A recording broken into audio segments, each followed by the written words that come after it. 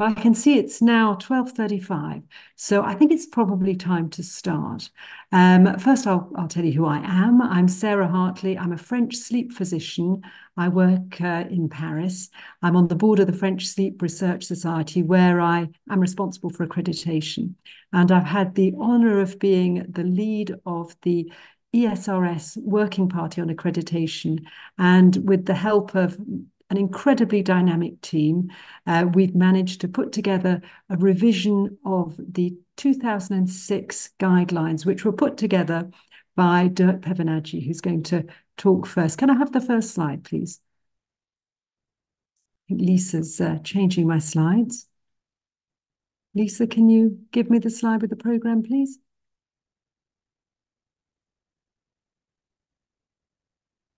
Yep. My apologies, it's just frozen. I will get it back on now.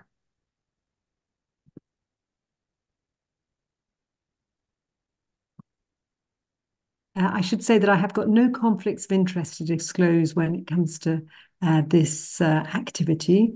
Can I have the next slide, please? So I'm very happy to present you the programme. First, we're going to have a talk from Professor Dirk Pevenaghi. I think pretty well everyone probably knows Dirk. He's a sleep physician, a pulmonologist. He's Vice President Chair of the European Sleep Research Society, and he was the first co-author of the initial guidelines in 2006. And he's really uniquely placed to tell us how sleep has evolved over the past 20 years. After that, we're going to have a presentation from Professor Dr. Thomas Penzel. As you know, again, I think everyone knows Thomas. He's a sleep scientist, chair of the Sleep Medicine Committee of the European Sleep Research Society, member of the Accreditation Working Party, and a big thank you to Thomas, who worked very hard on improving the previous guidelines. Secretary of the German Sleep Society, chair of the Professional Activities Committee of the World Association of Sleep Medicine. And as I say, he's going to talk to us about the overall structure of changes. And lastly, Professor Johan Verbraken is going to talk about the details of criteria by level. And Johan has been an incredibly important member of the Accreditation Working Party. He's a sleep physician, a pulmonologist. Again, I think everybody knows him. Coordinator of the Multidisciplinary Sleep Disorders Centre of the Antwerp University Hospital. He's president of the Belgian Sleep Society. And again, I'd like to thank him for his dedicated work on the criteria. And I think it's very important that he presents the detailed criteria because he was very strongly implicated in developing them. So as you can see on the right, the accreditation guidelines are freely available on the link that was sent to you recently by email. You should have all received it this morning. It's a freely available article, so click on the link and you can read the details of what we're going to talk about today. So without any further ado, I'm going to pass over to Dirk Pevenaghi, who's going to talk to us about why we needed to revise the previous guidelines. Dirk. Thank you, Sarah. Well, I will start with sharing my screen, and it should be visible right now. So I would also like to extend a very warm welcome to all the friends and colleagues within the field of sleep medicine that are attending this webinar. I also confirm that I have no conflict of interest other than being active in a big sleep research project. And my talk will be rather brief, and I have the pleasure to start with answering the question, why change? Why do we need new guidelines? Well, obviously, because there has been a big evolution. And since 2006, sleep medicine has grown a lot and has also diversified. So that's the reason why.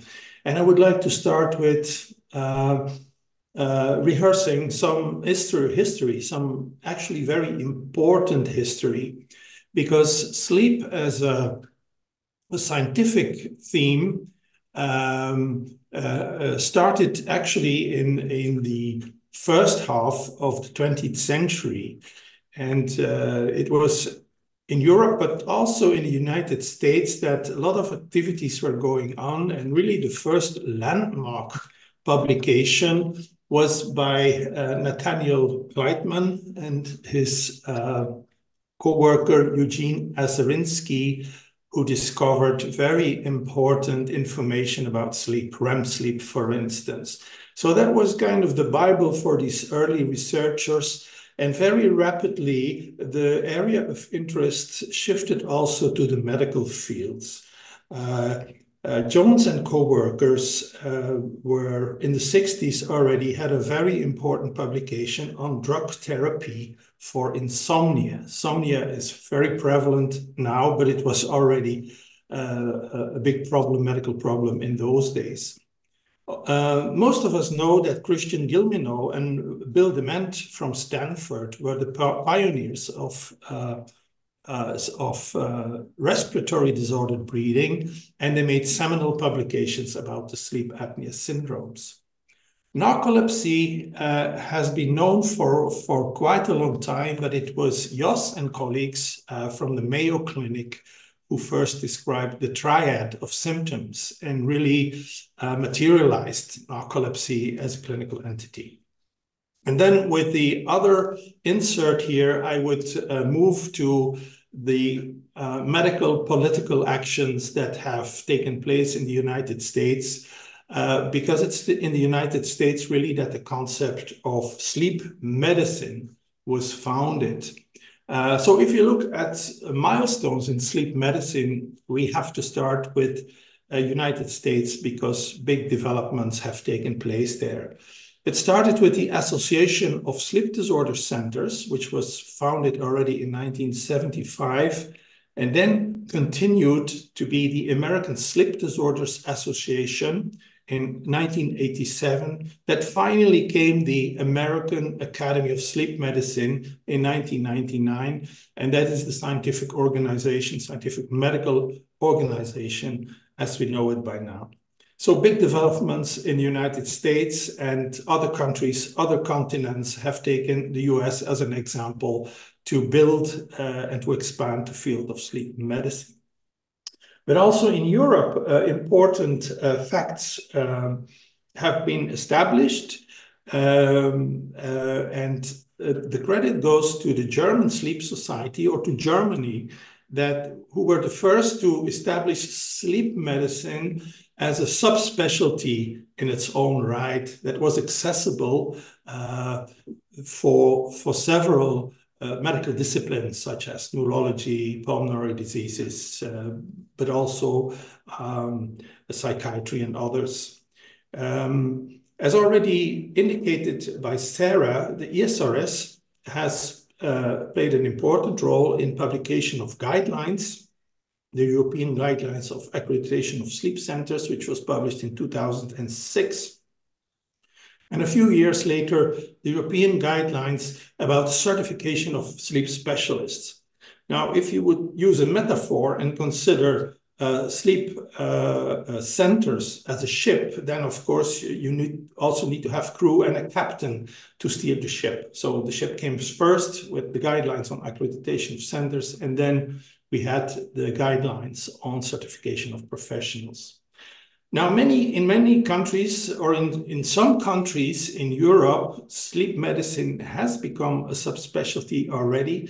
But I think one of the last major countries in Europe to establish this discipline was France, who established sleep medicine as a subspecialty in 2017. Now, this was the very first publication, and in 2006, and if we try to summarize this publication, hold on a second. Yeah, it was actually a general description of what is needed in a sleep center, and a sleep center was considered a model, a one-size-fits-all model to organize sleep medicine in different countries. Emphasis was put on specialists. What specialists can work in these centers? It was acknowledged that it's multidisciplinary by nature, but the emphasis was on specialist sleep medicine. The paper described several operational features of sleep medicine, such as the infrastructure, the logistics, the location. It was stipulated that it has to be a separate location within a hospital, and also described the equipment, staff, requirements, standard procedures, how to operate, and then also quality assurance and certification procedures for such centers. It was also indicated that it's important to have site visitation by peers. And this is a model that was taken from Germany, from the German Association of Sleep Medicine, who already had these procedures in place. And site visits were a very important part of accreditation procedures. And then it was envisaged that this paper would serve the accreditation of sleep centers in many countries, many European countries. And in this process, of course, national sleep societies and national health authorities play an important part, and there were some recommendations for these parties as well. Finally, there was a content checklist. If you want to do an accreditation procedure, if you want to do a site visit, there is a list of items that have to be checked, and this checklist was added to the publication.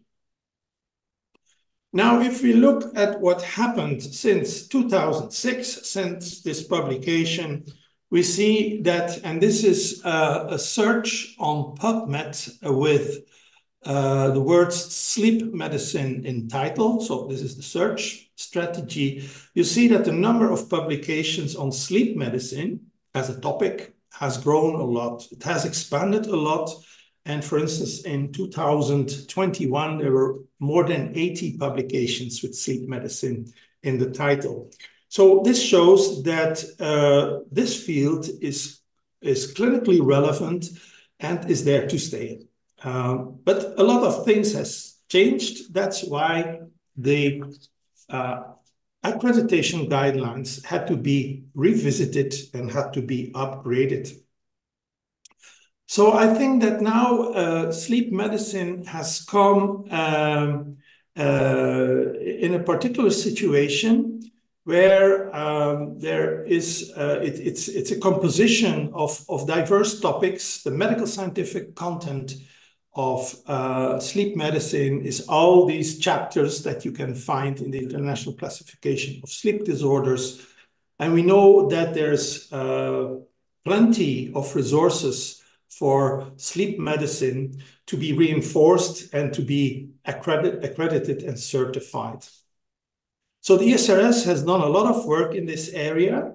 There has been a publication of the Catalog of Knowledge and Skills, which has recently been revised with Thomas as first editor.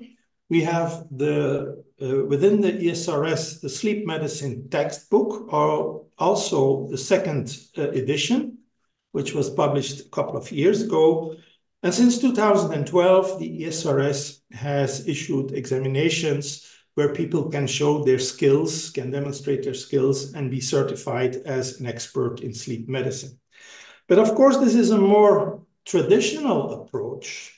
And in the meantime, we have evolved into modern times where the ballpark has changed a lot. We see that not only specialists are active in the field, there's actually kind of a proliferation of healthcare disciplines that have affinity with sleep medicine. There is a delocalization of care. It's not only the centers anymore that uniquely manage these patients. There's a lot of instances that are taking part. There is an increased connectivity. Now we have telemedicine that didn't exist in 2006. We have patients who know what they're after. They are quite vocal in asking questions to doctors. So self-efficacy of patients has improved a lot. We have the mobile devices that have entered our daily life, and we have, last but not least, the consumer technology that tells you a lot about the state of your body, including your sleep. So this is a new environment also for sleep from a medical point of view, and we have to take that into account. I think actually that we now some kind at the crossroads where we know that sleep medicine is important. We have several assets. We have a vast amount of knowledge. There is still important approval of scientific insights. And by all means, this is an interdisciplinary medicine. And the more disciplines involved, I think, the better this field becomes. And last but not least, there is a huge demand for healthcare with long waiting lists in many centers. This has grown also in recent years. So we have to face and address challenges.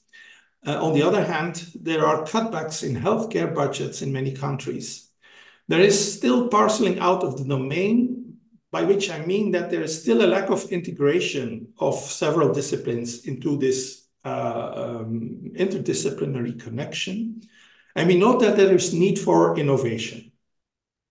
The polysomnography, as we did it before, might change a lot.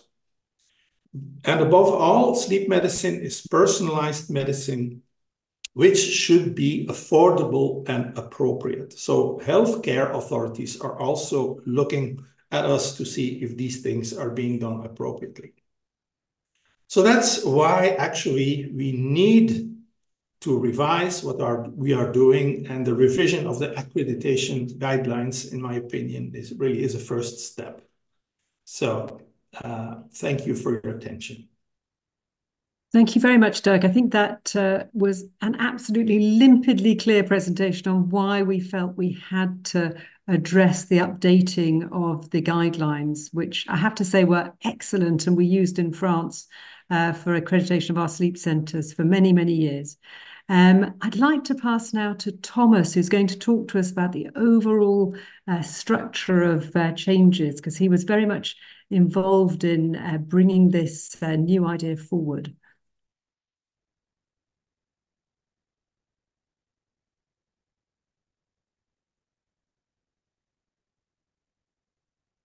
Thomas, I can't hear you. Is your...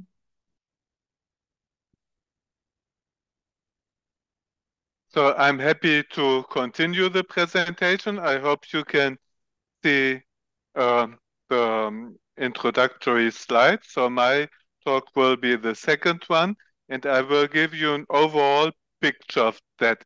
So based on what Dirk has said, the initial idea of introducing sleep center accreditation guidelines were that we were thinking we are an interdisciplinary field and we need to show the other medical fields that we follow quality criteria.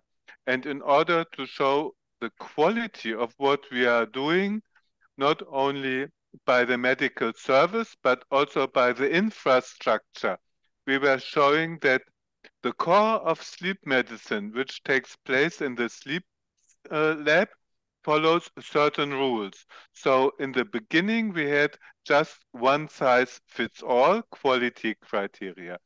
But then with the change, which is really needed according to the change of technology, we see that some sleep labs do polysomnography, what we have always done, but some sleep labs do portable recording. We also see that the experts who were trained in sleep labs, some of them leave the sleep lab and start a private practice, but a private practice even still with a lot of sleep medicine knowledge. And therefore we were thinking, how could the field of sleep labs, sleep centers mirror this expertise? Because only part of it is the infrastructure and part of it is the knowledge, the individual person qualification or certification. So this overall picture was now done according to different types.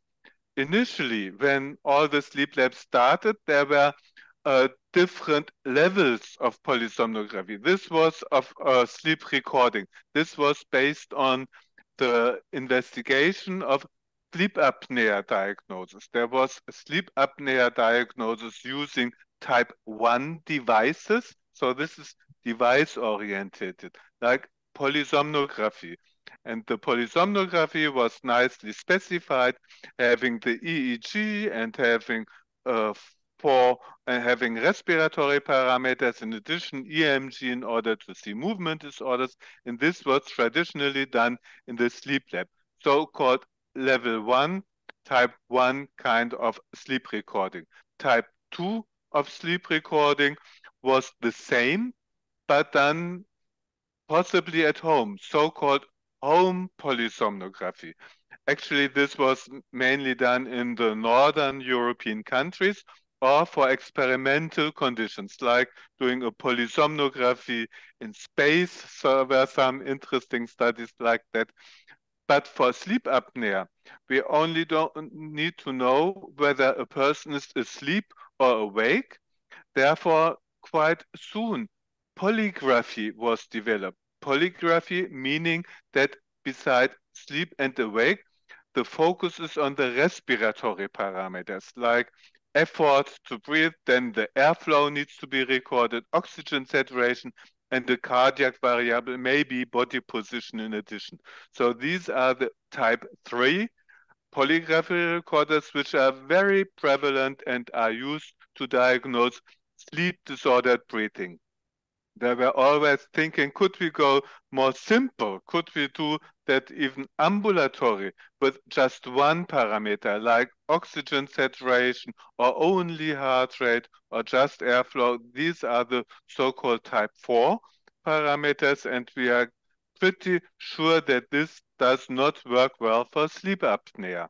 It's too little information. So it may be okay for insomnia when looking for actigraphy, but certainly not for sleep apnea.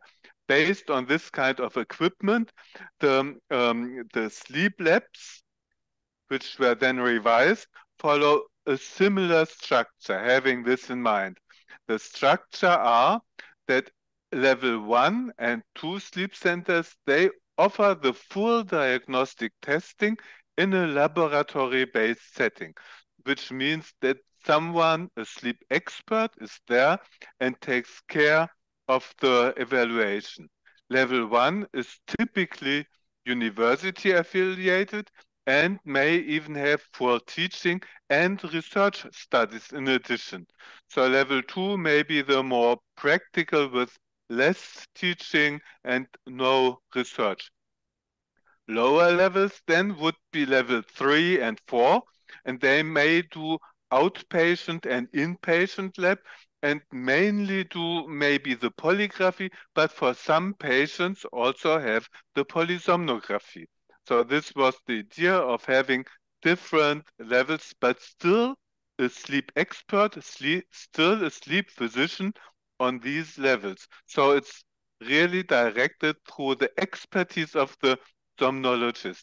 And level 3 may perform polysomnography, which I just mentioned, either monodisciplinary, just for sleep-related breathing disorders, or for restless leg syndrome, and perform polysomnography only. And with that, we come to a kind of different levels, which are explained in the new guidelines. The levels, they follow somehow the structure of the equipment.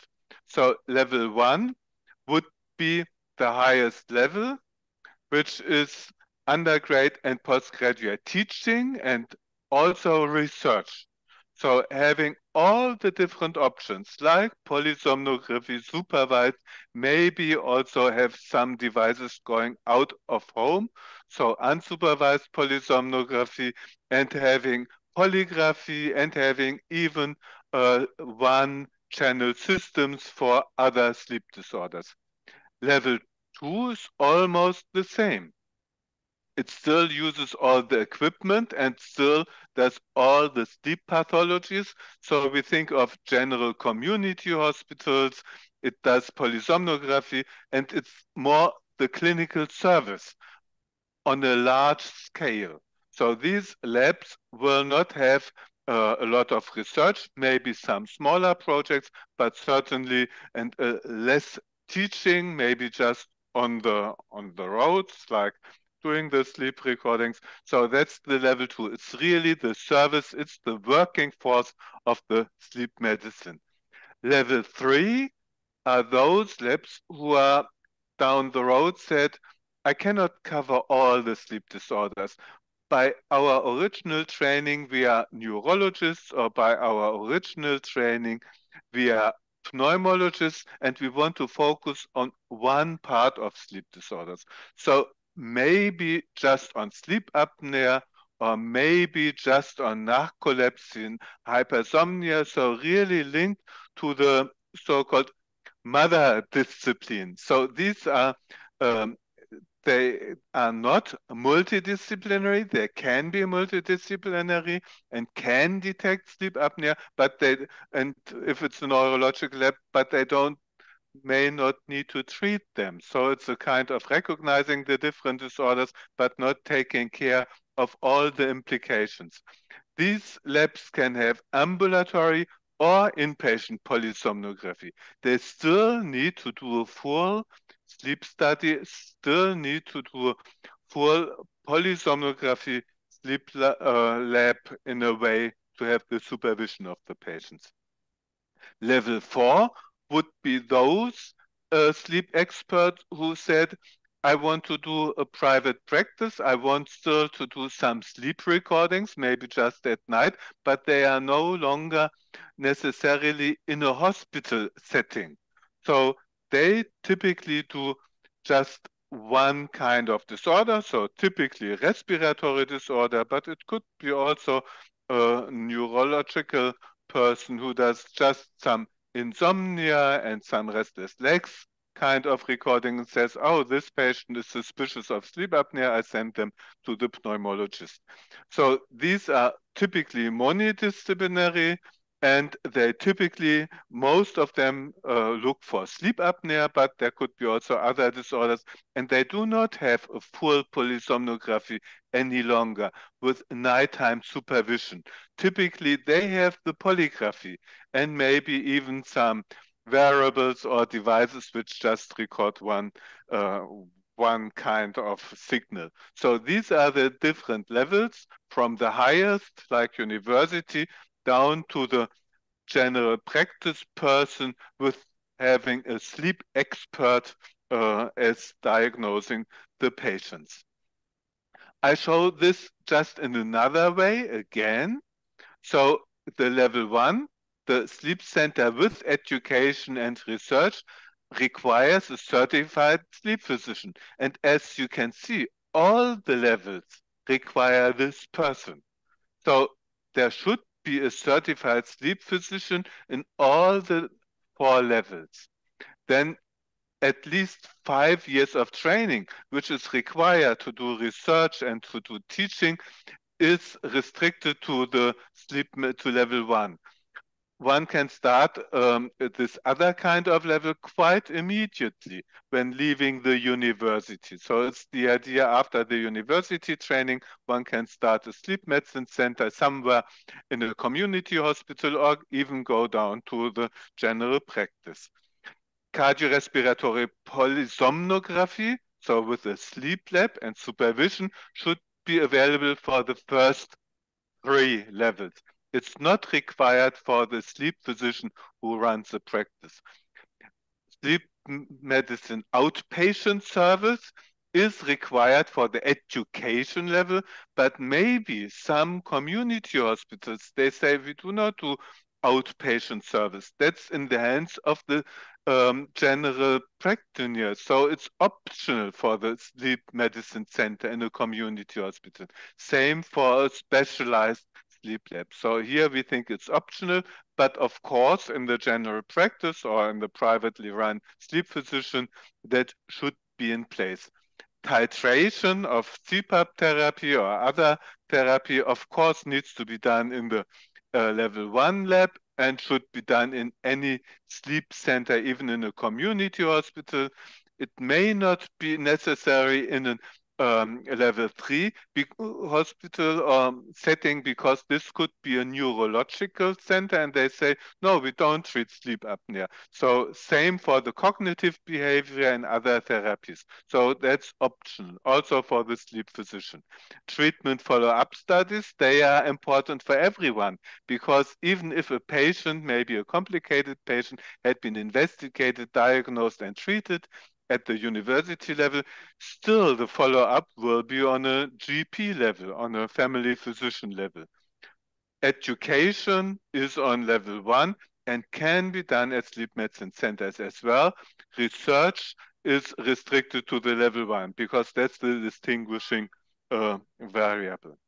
With that, I'm happy to conclude the overall picture, and I like to invite you all to the Congress which we have at the ESAS, and where we actually show the education and the research. Thank you very much. Thank you, Thomas. That was an excellent and very clear presentation. I think we've all got a better idea now of this idea of levels. How do we adapt the accreditation of sleep activities to this changing world? So I'd like to pass now to Johan Verbraeken, who will talk to us a bit more in detail about the levels, the different levels. Thank you, Johan. Okay, thank you, Sarah, for the introduction. I apologize that I cannot show my slides in the slideshow, but anyhow, the information is what counts. So, my topic is on the details of criteria for each level of accreditation of a sleep medicine center. This is my conflict of interest disclosure. So I received some grants for educational activities that I organize, and I also participate in some advisory boards, but they have no impact on this presentation.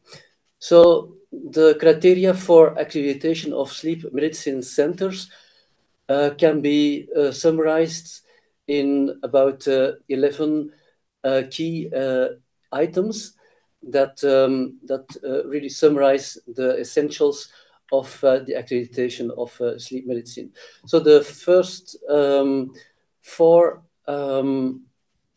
items are related to criteria for staffing of the sleep medicine centers. Then we have a 5th item that is more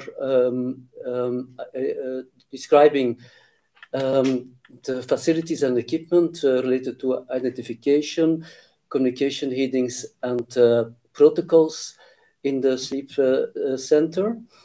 Then there are some items on the technologies used in the sleep centers, including also criteria for the facilities and the bedrooms that are used. And then finally, there's also an item on patient care pathways, including so prior evaluation of the patients, follow-up of the patients, complete care from the start till the end, until the treatment, and then also about referral of patients. And then the last item is covering the patient reports, the documentation of the sleep study, and how to archive the sleep study data. So let's now dive into the details of these different items. So the first item is on the management of the sleep medicine center and the medical staff. So all centers, so from the 1st level to the 4th, must have a responsible physician who is a member of the relevant National Sleep Society, who received initial sleep training according to the national requirements, or is having the ESRS somnologist certificate, and also having experience in sleep medicine. So the director of the center is responsible for employing an appropriate number of medical and paramedical personnel to manage, of course, the patient load and to provide high quality of care in every case. Now, what about the composition of the medical team? That is related also to the different levels of sleep medicine centers that we identified. So let's start with level 1 and 2, which have to be multidisciplinary, with experience of managing all sleep pathologies, including central hypersomnia. For level 3, also a multidisciplinary team has to be available with experience also of managing all sleep pathologies, but with the exception of the central hypersomnia. And then finally, for level 4, this team is only monodisciplinary and is usually composed by respiratory physicians, but can also be another specialty like neurology and many others. The medical team also has to be trained. So all medical staff needs initial training, as also the director. The training has to be recognized by the National Sleep Society, or the sleep training can also be then tested and shown by receiving the European, so the SRS somnologist certificate. And all staff also needs to continue medical education, usually as offered and approved by the National Sleep Society. Then finally, for the centers that are offering inpatient sleep studies, they have to guarantee that there is a permanent medical care, so at all times, and also in case of emergencies, then appropriately trained medical staff has to be available, but this can also be an attending physician who is not necessarily a part of the core sleep team. There are also criteria for technical staff, so covered in item 3.3. So the technical staff has to have sufficient knowledge of diagnostic and therapeutic procedures. The paramedical staff needs to be trained according to the National Sleep Society standards, and professional certification is recommended. So this paramedical staff also has to show evidence of continual education in order to keep the skills up to date. And in all centers who offer inpatient sleep studies, polysomnography level 1 and 2, and eventually also for level 3, also trained paramedical staff needs to be available throughout the whole night in order to monitor recordings. And they also need to be able to deal with emergencies. Then finally, for level 1 and 2 centers, the sleep technicians must be available also during the whole night and day to supervise vigilance testing. So that is related to the MSLT and MWT tests. The sleep centers from level 1 to level 4, so all need to have permanent secretarial staff in order to deal with questions from patients, for organizational appointments, and also for the management of the patient records. So that is a rather concise item. And then we move to the 5th item, which is describing criteria for the facilities and equipment. And here it is highlighted that all centers have to have easily identifiable. So that means with appropriate signage and having a communication heading in the letters or in the electronic communication tools containing all the contact information. All centers also have to have detailed written protocols related to their tools and technologies and treatments that they offer to the patients. And these written protocols have to be consistent with national guidelines or with European or even American guidelines if national guidelines do not exist or not available. Specifically for the sleep studies covered in item 6, there is a description for polygraphy, so that's type 3, and for polysomnography, that means type 1 and type 2 sleep study.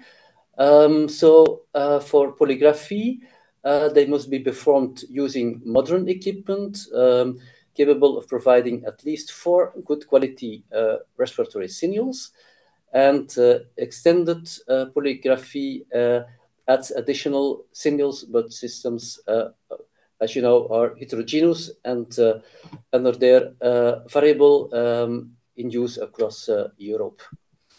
So these extended polygraphs should be validated against gold standard polysomnography in the literature. So covered in the literature based on evidence-based sleep research studies, and have to be accepted by the National Sleep Society, and have to be performed and interpreted by medical and paramedical staff with specific training as already described. For polysomnography, they also have to be performed and interpreted following the American guidelines. And the equipment must be technically adequate and capable of providing good quality signals, which are free from artifacts. So that's quite detailed. The equipment must be age appropriate, so it has also be appropriate for studies in children. And the MSLTs evaluate the tendency to fall asleep, as you know, and the latency for rapid eye movement sleep.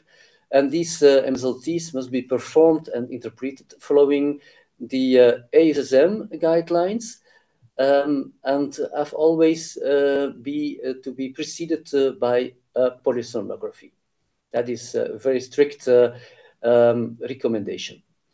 And the MWTs also have to follow the American guidelines. So item 7 is a very concise one, which is referring to the local health authority guidelines for inpatient and outpatient facilities, more or less related to the bedrooms, and other criteria could be added as well here. But that is, here we rely completely to the national guidelines. Item 8 is also related to the facilities and to the inpatient polysomnographies. So for level 3, sleep studies should be performed in single bedrooms. So never in bedrooms with 2 beds, always only with 1 bed. And if there is a parent or a caregiver that is also spending the night, then there has to be, of course, an additional bed. So that is, of course, relevant in case of sleep studies in children and in disabled, handicapped people. So the bedrooms, have to be of adequate size. That means usually at least 12 square meters. It's a suggestion, but it is rather often the case. And these bedrooms should be equipped with adequate sanitary facilities in the room or close to the room.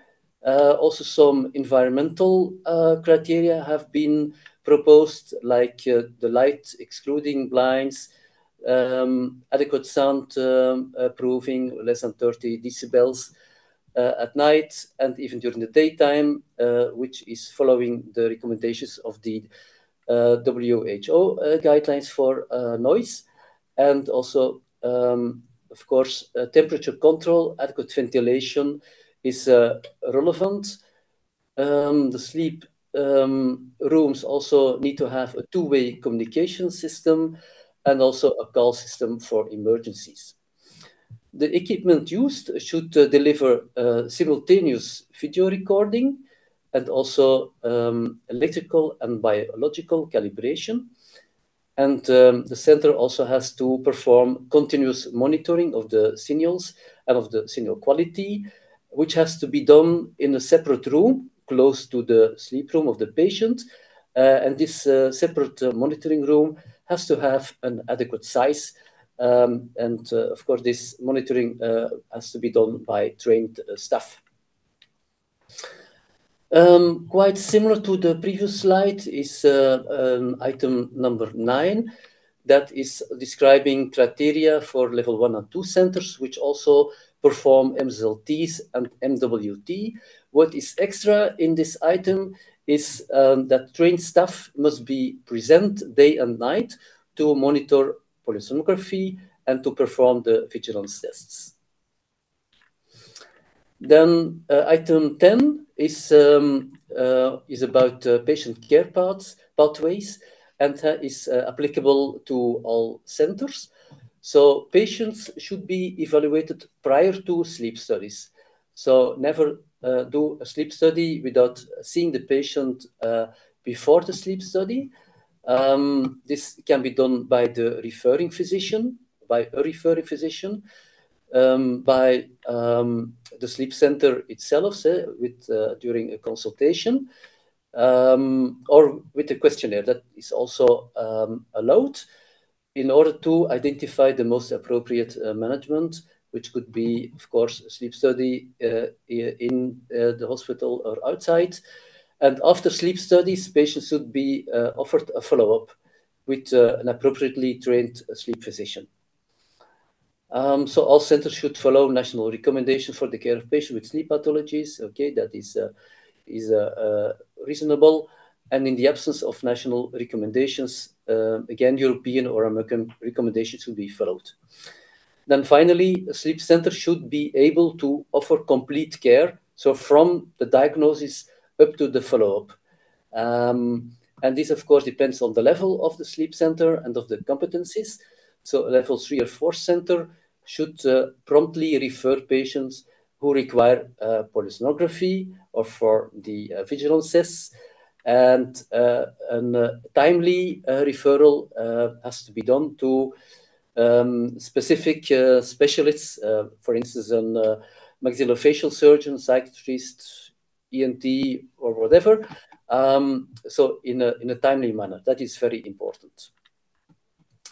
In item 11, criteria are described for the patient reports, for the documentation, so the information that has to be included in the patient reports, and about archiving. That is all applicable to all sleep centers and sleep labs for all different levels. So what is described here is that the sleep study reports must be based on the result of a visual analysis of signals by a trained sleep study technician or by medical staff. Certainly the reports have to be validated by sleep physician.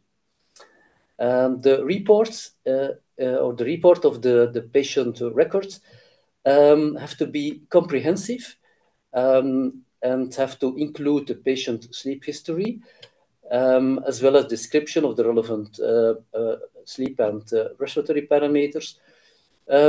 This report can be illustrated also by graphical summaries, by screenshots, and these reports have to be prepared within a reasonable time delay.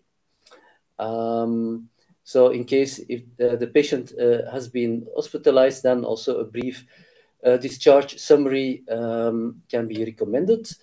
And finally, patient records must be filed, and raw data from sleep studies should be stored in accordance with the national guidelines. So usually that is based on the availability of servers and or an adequate serving system. Then, of course, everything has to be implemented.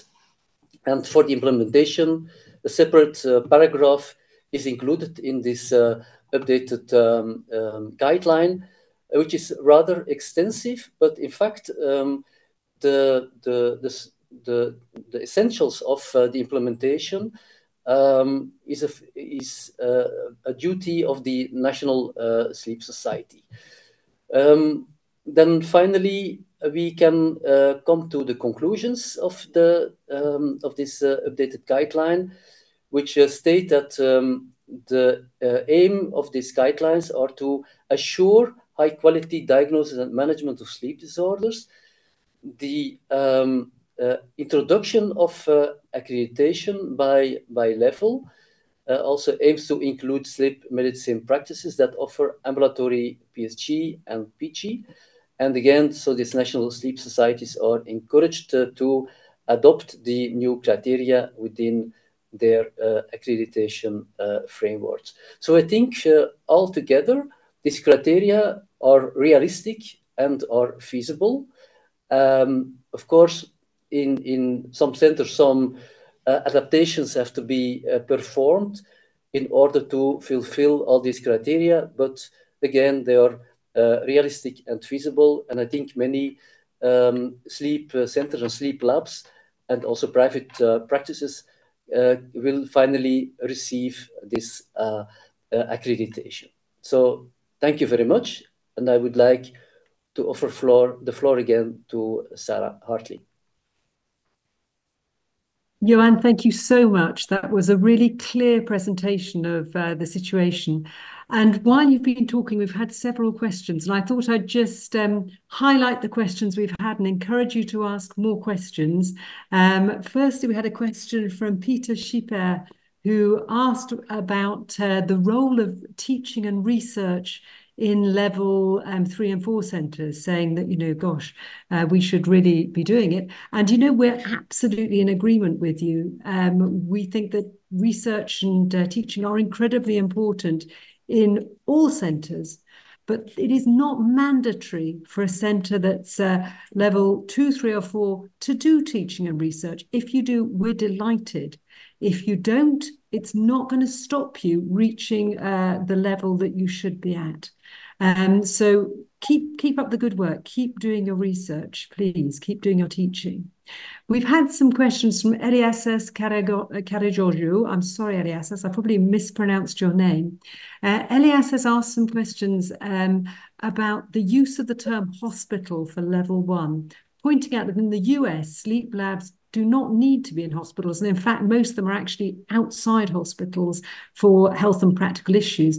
And, we replied, Eliasas, saying that I think we were using the term hospital to indicate a sleep centre that had inpatient beds and also had a mandatory access to emergency care. We, as you know, hospitalised patients who can be quite fragile. Certainly from the respiratory point of view, my hospital focuses very heavily on patients with neuromuscular disorders, and it's not at all rare that these patients are quite fragile. So it's all down to the presence of emergency staff and the presence of on-call medical and emergency teams. We use the term hospital. I think other countries will use different words for that. I hope that's highlighted a bit your question. And the other thing I want to say about that is that Europe is many countries, and each one of us has our own local health authority recommendations for how health services should be run. And so the important thing from the point of view of these accreditation guidelines is that your hospital or your clinic, your centre in your country must be in conformity. That's not very good English, must meet the standards of your local country. That's incredibly important. The European Sleep Research Society is not there to tell you how to run hospital services in your country. And then we had a very interesting question from Shazwati Sengupta, which I think is an absolutely super question. I'd like to thank you for bringing that up, who says, hi, is accreditation applicable for non-EU sleep labs? Is there any process of acknowledgement and accreditation for non-EU sleep labs?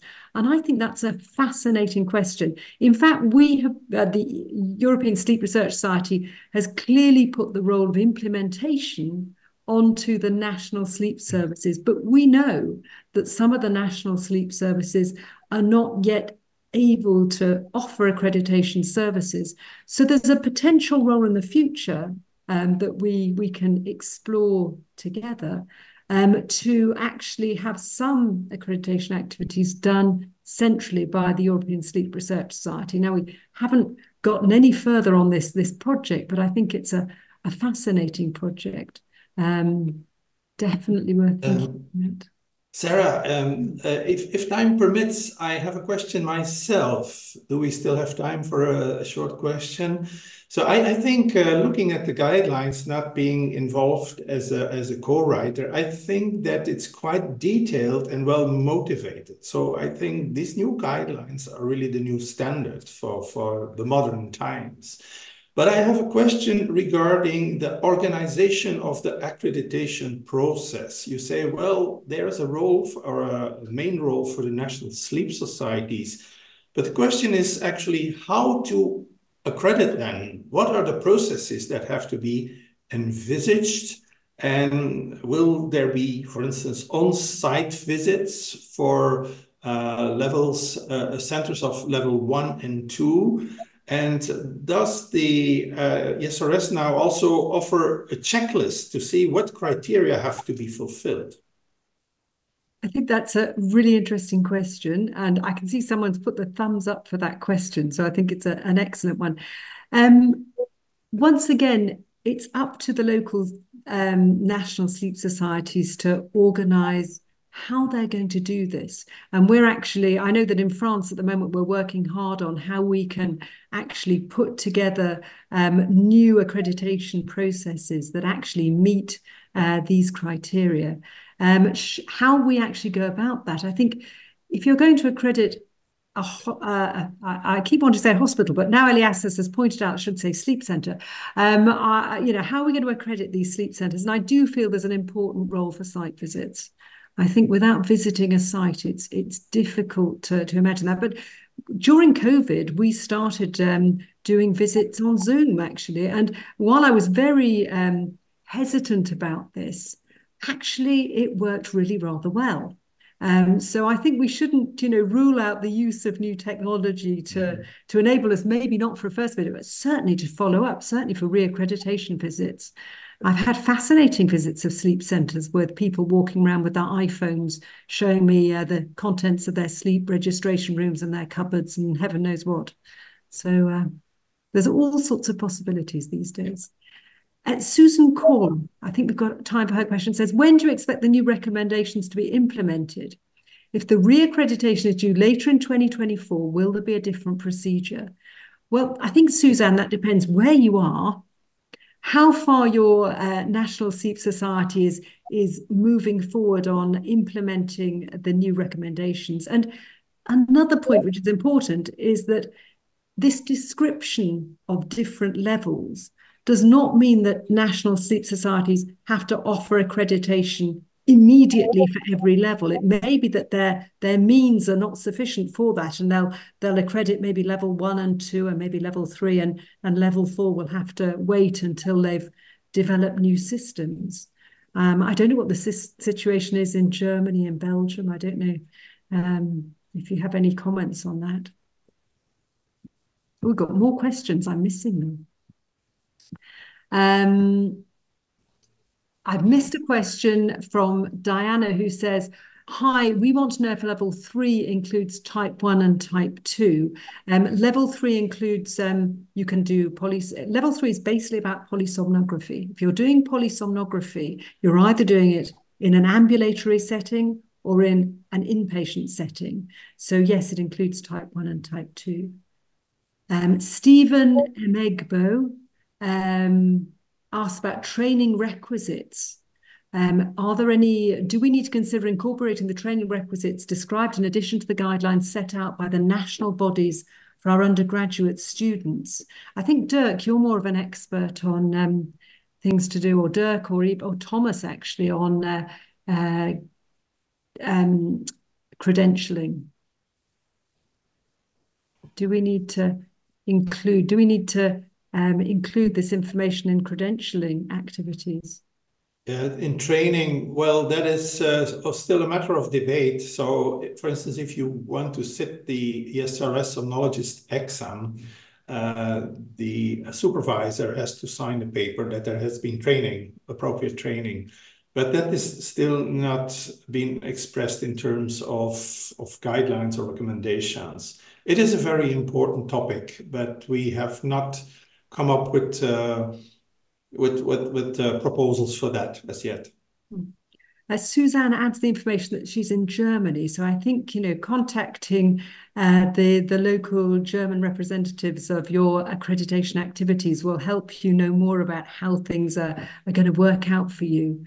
Jordan Cunningham says, might there be capacity for the ESRS to coordinate accreditation visits for countries with a tiny national sleep society? Or should individual countries approach neighbouring national sleep societies to provide visits?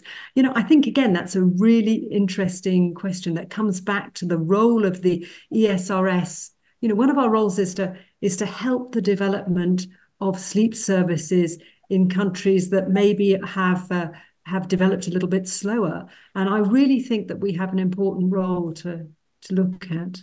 Dirk, you were about to... Yes, I think this is a very relevant question. Because of the nature of the question, but also because it keeps on coming. This question is being asked by different people. So I think, yes, the ESRS should really consider how to tackle this problem.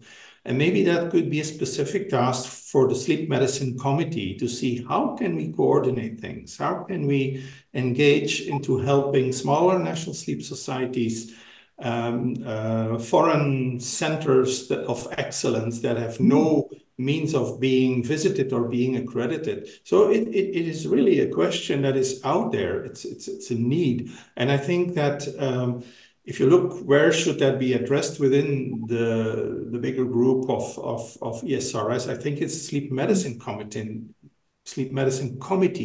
that may take up this issue. Oh dear, Dirk, you're putting us right in the firing line, aren't you? So, last comment from Spectator Anonyme, which obviously I think you've come up in French on my system, who says, I would like to ask, it'd be good to have customizable guidelines per European country for the certification of health service, sleep centres.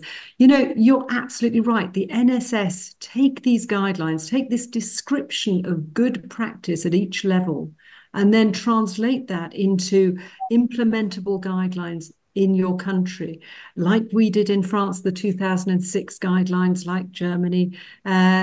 We all know that every country has its certain elements that are unique. And it's the national sleep societies who know best how to implement overall European guidelines. But I think it's incredibly important that in the future we'll be able to say, I work in a level 2 sleep centre, I work in a level 3 sleep centre, I practice sleep medicine level 4, and that will enable us to talk across Europe and really, really enable us to better communicate about what we do, how we do it, and where we do it. So you know what? I've just looked at the time and I've realised we've terribly overshot the time that was allocated to us. There's lots more questions, which I will, sort of try and answer on the chat. But I'd like to thank everybody who's taken part. It's been absolutely fantastic to see how many people have been taking part.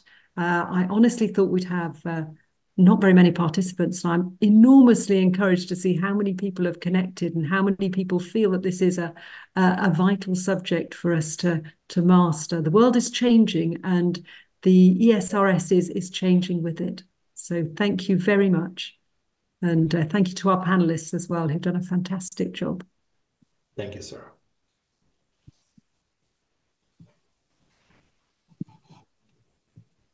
I'm quickly answering a few of the last questions. So if you've asked a question, don't go away. I will finish answering them, I promise.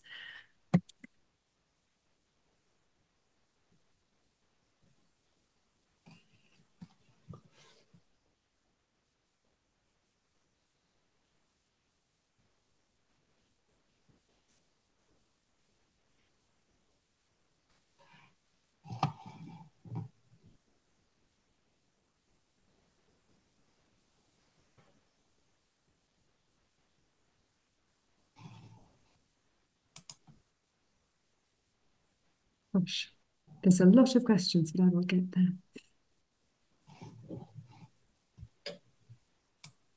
Okay.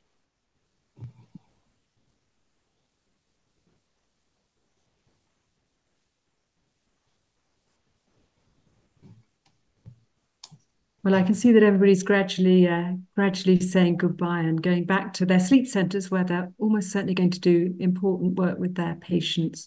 Guys, thanks very much for taking part. It's been brilliant that you could offer the time to do this.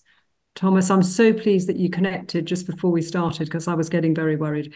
Well, I'm sorry for getting you worried. Johan, that But was I thought I connect at the point. you are a master of the last minute connection. That was absolutely genius. Sorry.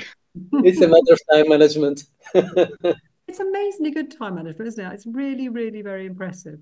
And I love the pictures on your presentation, Johan.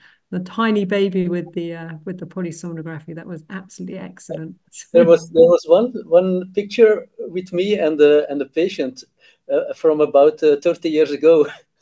Right, okay, I'm Yeah, going to go that's back and look really at nice. See if I can spot you. I obviously missed that. Yeah, but check it. You got it this morning. Right, I'm going to go back and look at it. And Dirk, thanks again for a super clear presentation on why things are changing. The thing we didn't talk about, which we should have talked about, is everything to do with telemedicine. I'm very well aware of the fact that we have stayed away from that.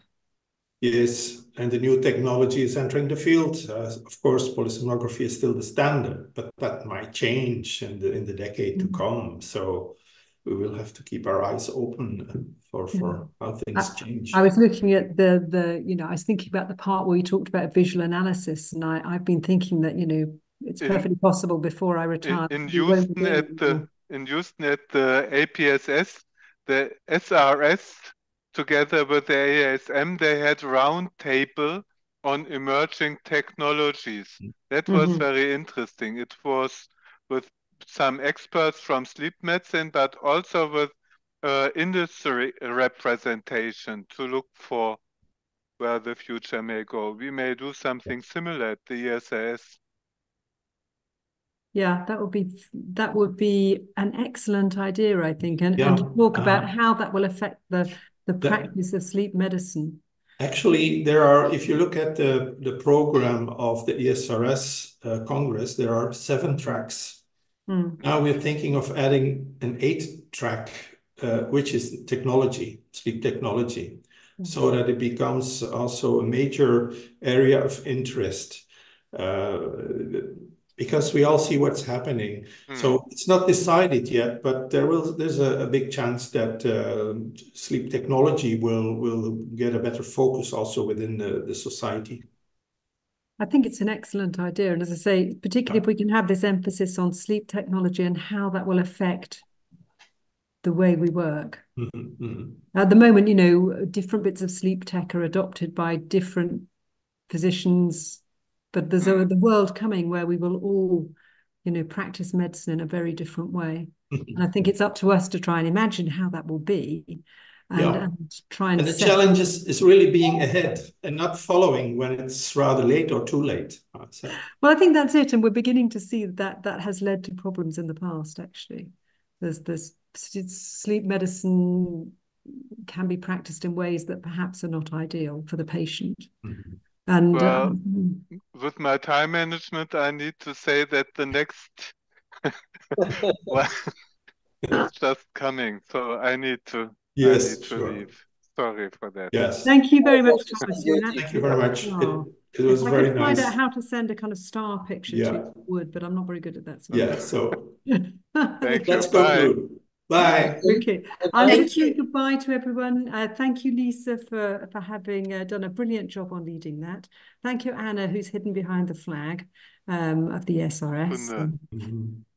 Thank you all so much and for your time and fantastic presentations. And I'll give you some feedback either today or on Monday, just in terms of registrants, attendees. It seems we had a 50% attendance rate, which is fantastic.